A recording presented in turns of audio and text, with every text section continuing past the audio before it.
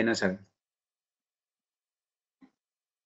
यसमा धेरै के त सेन्सिटिभ डाटाहरू पनि आउन सक्छन् हैन। अब यहाँ तल तपाईको सबै सर्च पनि फिनिश भन्यो, सेन्सिटिभ डाटाहरू पनि यसमा चाहिँ के त भने तपाईको चाहिँ हुन सक्छ, आउन सक्छ है यो सबै हैन। अब कुनै एउटा अब हामीले यहाँ चाहिँ अब खोलौँ हैन।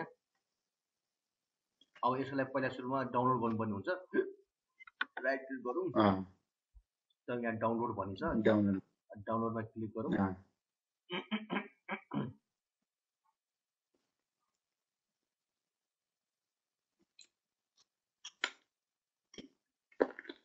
भयो सर डाउनलोड यो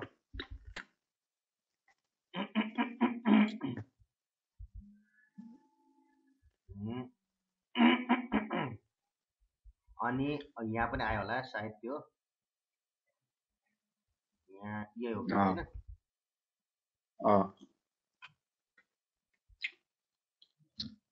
ल हेर्नुहोस् यस्तो आयो,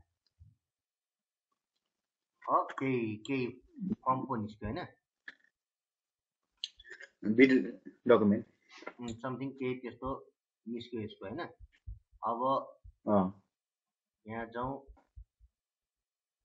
पीडीएफ फाइलहरू। अब अर्को जस्तो यहाँ हिसाबका फाइलहरू पनि छैन। अब यो एक्सेल भनेको त पक्कै पनि हिसाबहरू होला हैन।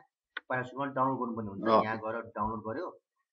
अब एकैछिन यहाँ कुरो यहाँ अब डाउनलोड भयो रहेछ हैन। यहाँ भित्र पनि दिन सक्छु, यहाँ ट्रेनिङ भनेर डाउनलोड भएको छ।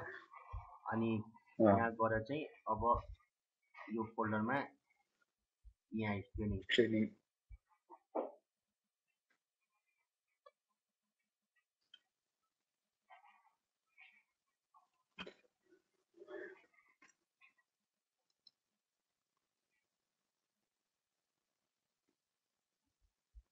हेर्नुहोस् आयो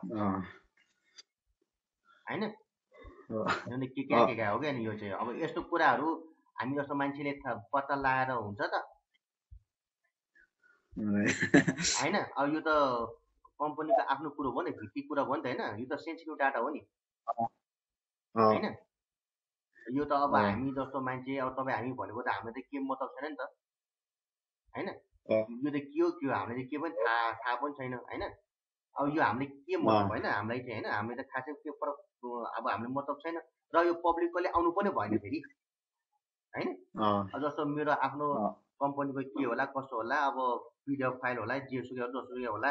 अब त्यो मान्छे स्टुडेन्ट पनि होइन, मेरो कुनै सम्बन्धी मान्छे पनि होइन, तर त्यसले मेरो यो फाइल यसरी हेरिरहेको छ भने त मलाई त के अरे मतलब त्यो त राइट भएन नि त हैन। तर